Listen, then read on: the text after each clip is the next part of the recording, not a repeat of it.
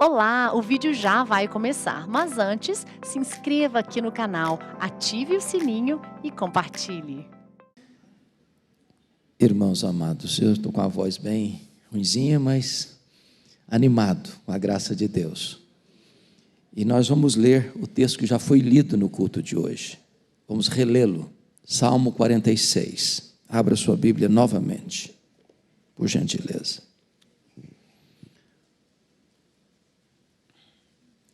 Lido o texto, mantenha sua Bíblia aberta nesta passagem. Deus é o nosso refúgio e fortaleza, socorro bem presente nas tribulações. Portanto, não temeremos, ainda que a terra se transtorne e os montes se abalem no seio dos mares. Ainda que as águas tumultuem e espumejem, e na sua fúria os montes se estremeçam. Há um rio cujas correntes alegram uma cidade de Deus, o santuário das moradas do Altíssimo. Deus está no meio dela, jamais será abalada. Deus a ajudará desde antemanhã. Bramam nações, reinos se abalam. Ele faz ouvir a sua voz e a terra se dissolve. O Senhor dos exércitos está conosco, o Deus de Jacó é o nosso refúgio. Vinde, contemplai as obras do Senhor, que assolações efetuou na terra. Ele põe termo à guerra até os confins do mundo, quebra o arco e despedaça a lança, queima os carros no fogo. Aquietai-vos e sabei que eu sou Deus, sou exaltado entre as nações, sou exaltado na terra. O Senhor dos exércitos está conosco, o Deus de Jacó é o nosso refúgio. Aleluia, amém. Quero tratar do tema Deus, o refúgio verdadeiro. Meus irmãos, esse salmo dos filhos de Coré tem 3 divisões claras. Dos versos 1 a 3, ele está dizendo que Deus é a nossa proteção. Ele está tratando da proteção de Deus. Dos versos 4 a 7, ele está tratando da presença de Deus.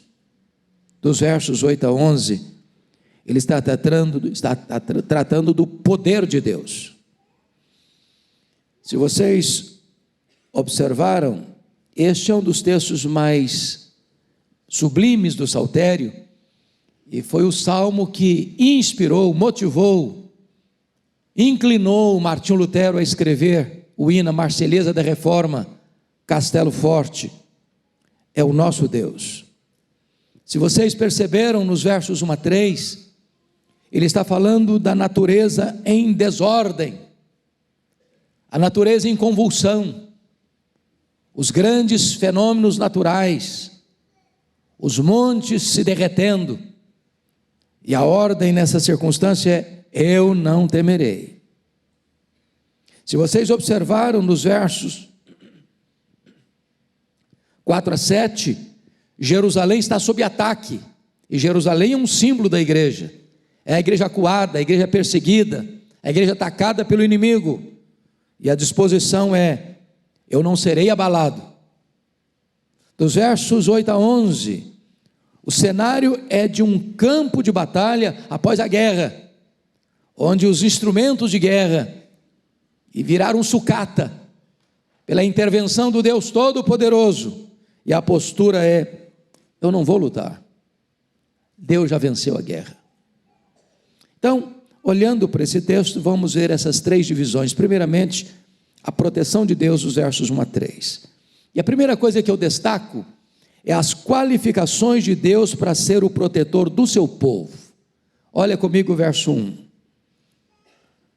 Deus é o nosso refúgio e fortaleza, socorro bem presente nas tribulações. Quando diz que Deus é o nosso refúgio, está dizendo o seguinte: onde está a sua confiança?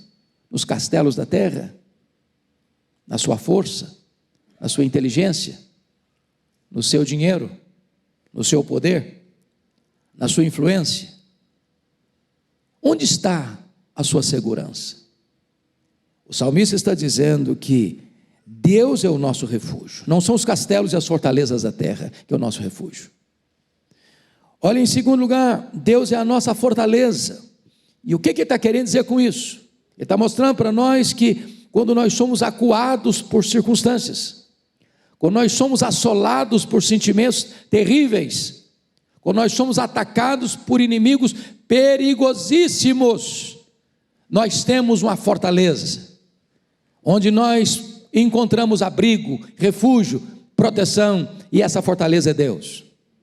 Ele vai dizer em terceiro lugar que Deus é o nosso socorro bem presente na tribulação, e a ideia de tribulação aqui é de um aperto, de um cerco, de um entrincheiramento, onde você está como que num beco sem saída, e nessa situação, Deus é o socorro bem presente, bem presente. Não há situação na vida que você passe, onde Deus não possa vir ao seu encontro, socorrer você, libertar você, restaurar você, dar segurança para você.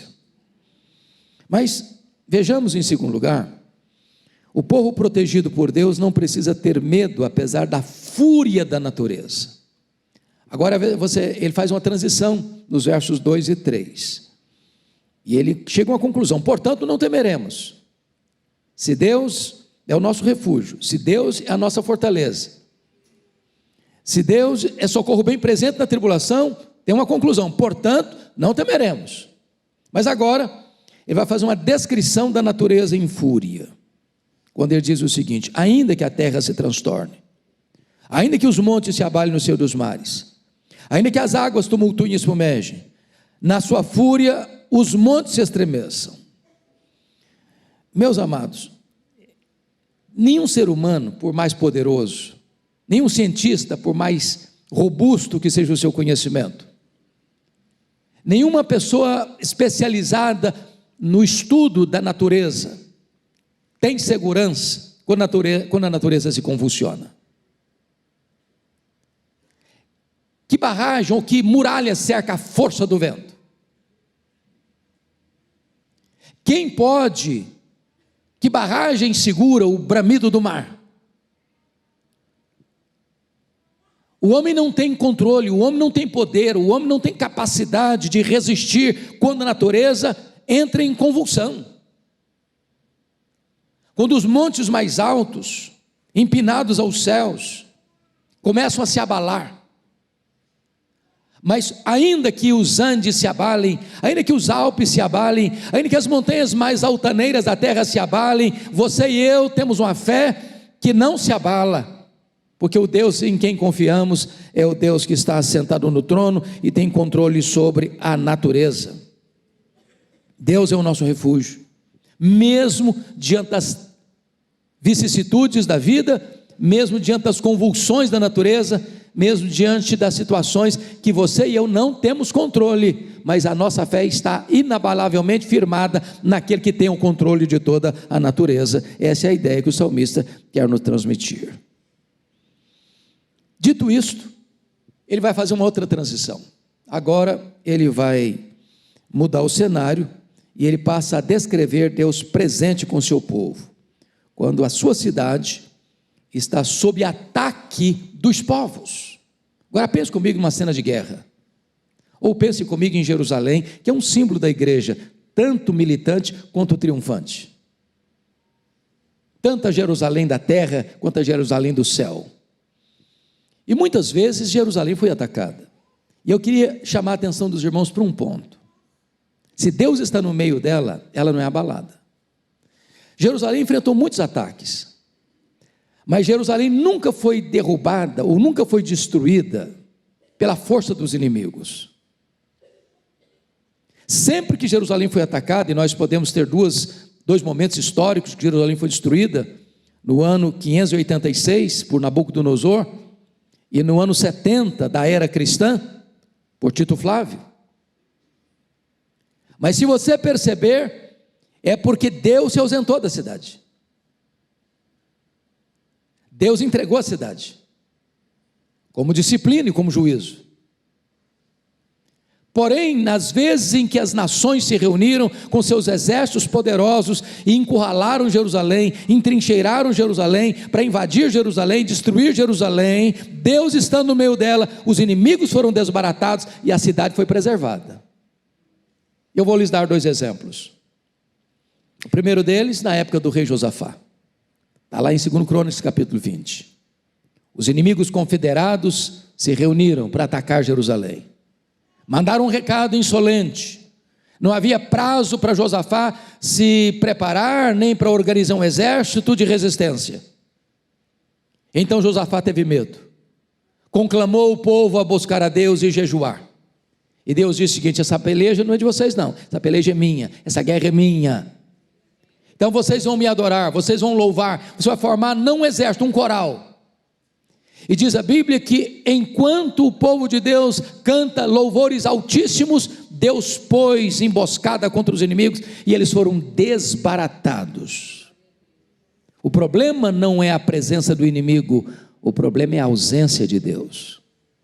Segundo exemplo, é quando o poderoso Império Assírio, que já havia derrubado Samaria, já havia tomado as 10 tribos do norte, que era o mais poderoso e truculento império do mundo.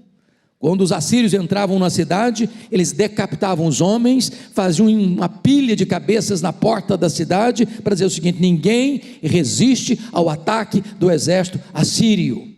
E depois de derrubar as 10 tribos do norte, o poderoso Império Assírio cerca a cidade de Jerusalém. Ezequias está diante de uma situação incontornável, militarmente falando.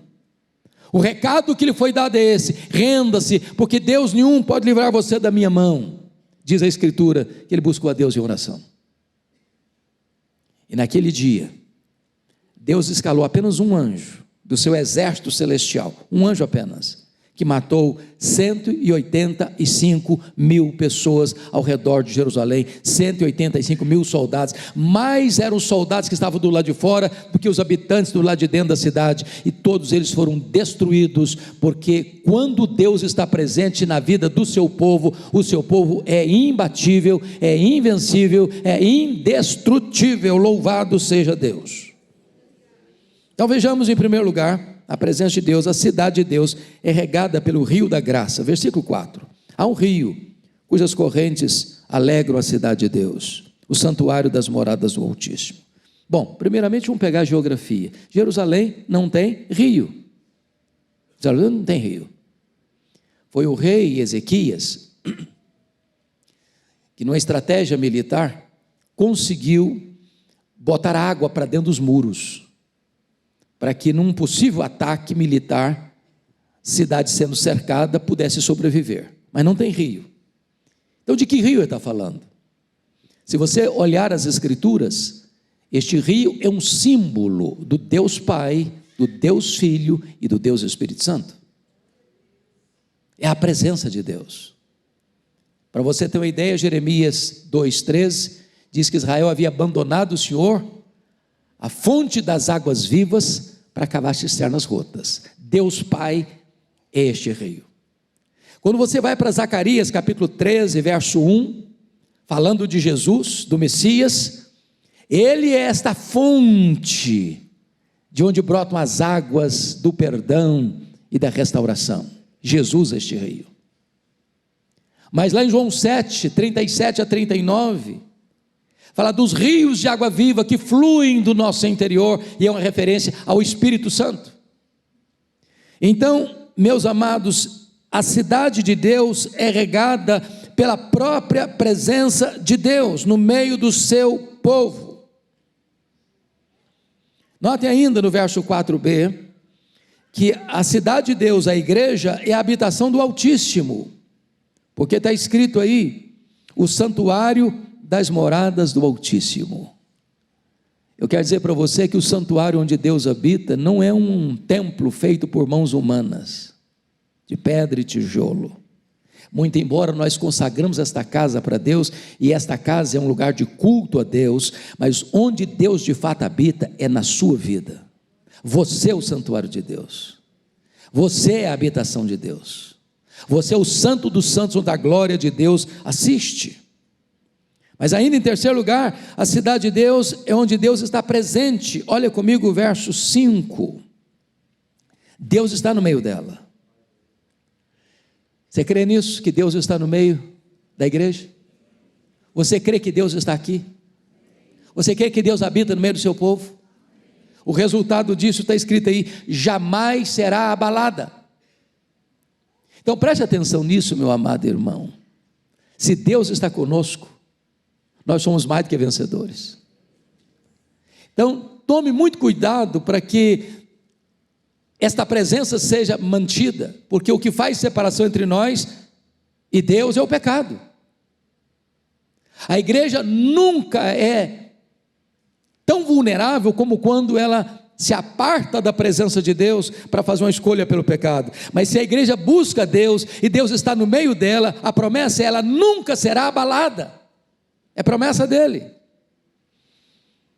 Vejam vocês que Deus está presente para guardar a sua igreja, para proteger a sua igreja, para conduzir a sua igreja em triunfo. Mas ainda, notem comigo, por gentileza, que a cidade de Deus é protegida por Deus. Veja comigo os versos 6 e 7. Bramam nações, reinos se abalam, ele faz ouvir a sua voz e a terra se dissolve. Ou seja, imagine um mundo convulsionado, em pé de guerra, caminhando célere para a destruição. Imagine os reinos poderosos do mundo se abalando. Imagine a natureza em convulsão, a terra se abalando. A despeito da crise política ou da crise da natureza, está no seu grau máximo de convulsão, de perturbação. O que o texto vai dizer no versículo 7 é este: o Senhor dos exércitos está conosco, o Deus de Jacó é o nosso refúgio.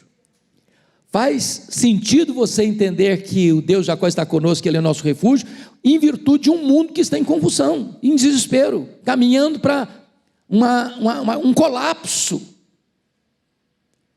Irmãos, não importa o que o mundo vai enfrentar, de sofrimento, de desespero, de perturbação, de inquietação.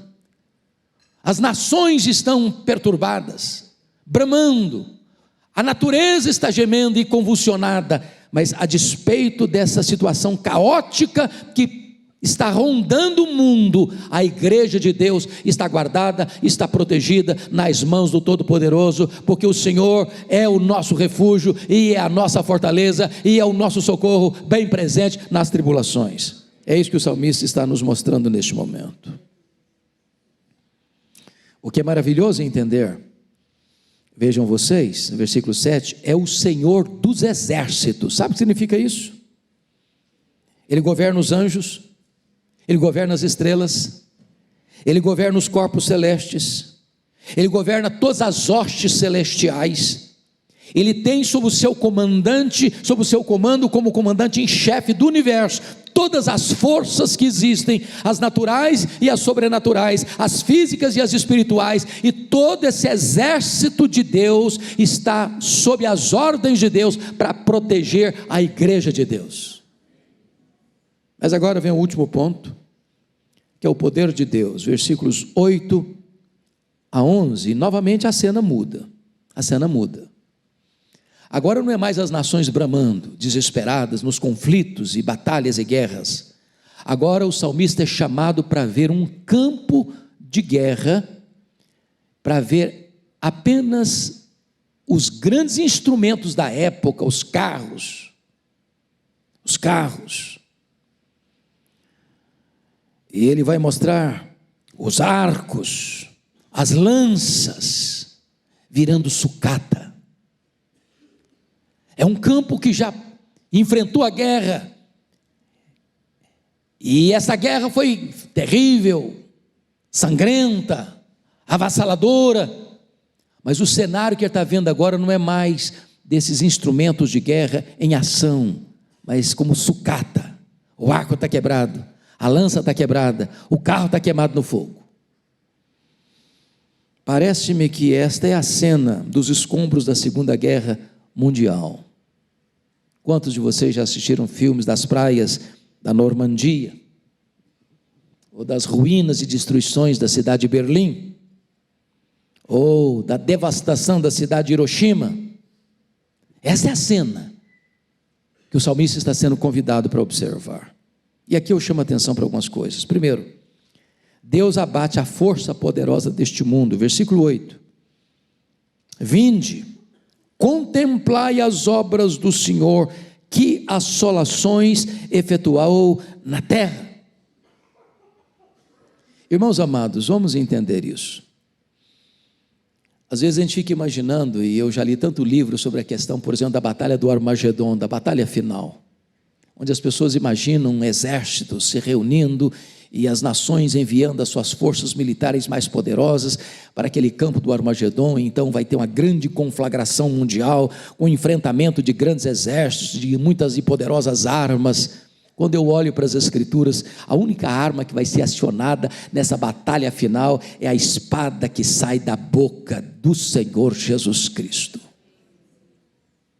A Bíblia diz que quando Jesus vier na sua majestade e glória, Ele vai colocar todos os seus inimigos debaixo dos seus pés, e vai jogar no lago do fogo o anticristo, o falso profeta, o diabo, a morte, e todos aqueles cujos nomes não estão escritos no livro da vida, e a vitória vai ser retumbante do Senhor, porque ninguém pode resistir ao poder da manifestação gloriosa do Senhor Jesus Cristo, e todas as armas de destruição virarão sucata pela intervenção sobrenatural do Deus Todo-Poderoso. É essa cena que o salmista está sendo chamado para ver.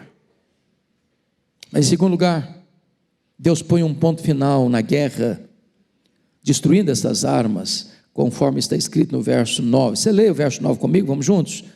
Ele põe termo à guerra, até os confins do mundo, quebra o arco, e despedaça a lança, queima os carros no fogo.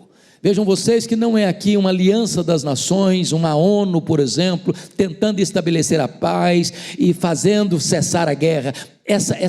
O cessamento da guerra não é uma ação humana. A ação humana produz guerra, produz conflito, produz conflagrações. A intervenção para pôr fim à guerra não vem da terra, vem do céu, não vem dos homens, vem de Deus. Não é a ação dos acordos políticos e militares da terra, mas uma intervenção da soberania absoluta de Deus. É Ele quem põe termo à guerra, é Ele quem põe fim à guerra. Ele que vai estabelecer o seu reino de paz, de graça e de glória. Louvado seja o Senhor. Mas aí, irmãos, vem o terceiro ponto, que Deus exorta os homens a não se insurgirem contra Ele. E eu peço que você leia o versículo 10, porque esse versículo 10, ao longo da nossa vida, nós usamos esse versículo e citamos esse versículo como um texto para acalmar o coração de uma pessoa que está passando por uma luta. Leia comigo o verso 10. Aquietai-vos e sabei que eu sou Deus, sou exaltado entre as nações, sou exaltado na terra. Esse texto não está querendo dizer isso. Olha, fique tranquilo, Deus está no controle, aquiete seu coração. Não é isso que ele está dizendo. O contexto desse texto é outro. O contexto desse texto, aquietai-vos e sabei que eu sou Deus, é Deus dizendo às nações: baixem a bola. É Deus dizendo para as organizações internacionais: baixem a bola. É Deus dizendo para as nações que têm grandes poderes nucleares, ou de armas nucleares, ou de instrumentos de guerra, achando que eles estão no controle. Deus dizendo: baixa a bola, aquiete-se, saiba que eu sou Deus. É Deus dizendo para a terra: quem manda é o céu. É Deus dizendo para os homens: quem manda sou eu, o Deus Todo-Poderoso. Aquietai-vos e sabei que eu sou Deus. Oh, irmãos, numa época em que o mundo está em convulsão, numa época em que as nações caminham céleres para a destruição, numa época em que o mundo está sendo tomado por ideologias perniciosas, perigosas, nocivas, de morte, é preciso que a igreja entenda uma coisa: Deus está no trono, e Deus diz para as nações: aquietai-vos e sabei que eu sou Deus, sou exaltado na terra. Nosso Deus reina, o nosso Deus é soberano, o nosso Deus é vitorioso. Deus vindica a sua glória diante das nações da terra. Mas finalmente, Deus exorta o seu povo, diante desse cenário tão crítico, a descansar em sua presença e a confiar no seu poder. Por favor, veja comigo o versículo 7, em voz alta, por gentileza, comigo. O Senhor dos exércitos está conosco, o Deus de Jacó é o nosso refúgio. Parece-nos que este é o texto central, porque ele é repetido no verso 11, literalmente. O que está escrito no verso 11? O Senhor dos exércitos está conosco, o Deus de Jacó é o nosso refúgio. Eu não sei quanto a você, mas de vez em quando eu fico com o coração perturbado, pastor Ival. Se eu olho as notícias, se eu ligo nos telejornais, se eu dou uma cutucada lá no TikTok ou no Kawaii para ver as pílulas de informação, meu coração se apavora, meu coração se angustia. O mundo está doido. Parece que os homens perderam o juízo. Parece que os homens aplaudem a desgraça e zombam da virtude. Parece que o mundo está deliberadamente caminhando para uma agenda devastadora. Mas é preciso parar e falar para o nosso próprio coração: acalma, acalma. Deus não perdeu o controle, Deus é soberano. Ele não foi apiado do poder, ele não está de férias, ele não está de viagem, ele não está dormindo. Entenda essa verdade: o Senhor dos exércitos está conosco. O Deus de Jacó, o Deus da restauração, o Deus da aliança é o nosso refúgio. Disse para vocês no começo que foi com base neste salmo que Lutero escreveu o hino Castelo Forte é o nosso Deus. Em 1520, o Papa Leão X enviou uma carta advertindo Lutero para ele desistir das suas ideias e retratar-se. E Lutero queimou aquela carta em público. Isso provoca uma grande fúria. E em 1521, Lutero é convocado à dieta de Worms. E Lutero, diante das autoridades políticas e eclesiásticas, é convocado a se retratar. E depois de uma luta espiritual tão grande naquela noite, reunida a dieta novamente no dia seguinte, eles perguntam: Lutero, você está disposto a se retratar do que você escreveu, do que você tem pregado? E ele respondeu: a não ser que vocês me provem pelas escrituras que eu estou errado, eu não me retratarei. Porque não é lícito um homem agir contra a sua própria consciência. Aqui fico, aqui me firmo, e que Deus me ajude. Nesse momento, o rei Carlos V, imperador do Sacro Império Romano, emite ordens para a prisão de Lutero. E isso significava que qualquer nação, qualquer pessoa que entregasse Lutero para ser morto, seria premiado, condecorado. Mas quis a providência de Deus que ao sair da dieta de Worms, Lutero fosse capturado, não pelos inimigos, mas pelos aliados. E ele é levado sob a proteção de um outro homem, e o único que podia contrapor a Carlos V, naquela ocasião, que era Frederico III. Ele é levado para o castelo de Wartburg, onde faz a tradução do Novo Testamento para o alemão. E é nessa conjunção de luta, de dor, de perseguição, de ameaça de morte, é que ele vai compor o hino Castelo Forte é o nosso Deus. E eu peço que você se levante agora, e se puder colocar na tela, por favor, o hino 155, Castelo Forte é o nosso Deus, eu fico muito agradecido. E eu quero terminar convidando a igreja para comigo ler este hino, este poema 155 do Novo Cântico. Por gentileza, bota na tela. Nós vamos ler, então está aí. Vamos lá juntos? Com voz. É um poema, e eu quero convidar vocês para lermos este hino de uma maneira bonita, de uma maneira eloquente. Então vamos juntos. Castelo forte é o nosso Deus, espada e bom escudo, com seu poder defende os seus, em todo transe agudo, com fúria pertinaz, persegue Satanás, com ânimo cruel, muito forte é o Deus fiel, igual não há na terra. A força do homem nada faz, sozinho está perdido, mas nosso Deus socorro traz, em seu Filho escolhido. Sabeis quem é Jesus, o que venceu na cruz, Senhor dos altos céus, e sendo o próprio Deus, triunfa na batalha. Se nos quisessem devorar, demônios não contados, não nos iriam derrotar, nem ver-nos assustados. O príncipe do mal, com seu plano infernal, já condenado está, vencido cairá, por uma só palavra. De Deus o verbo ficará, sabemos com certeza, nada sustará com Cristo por defesa.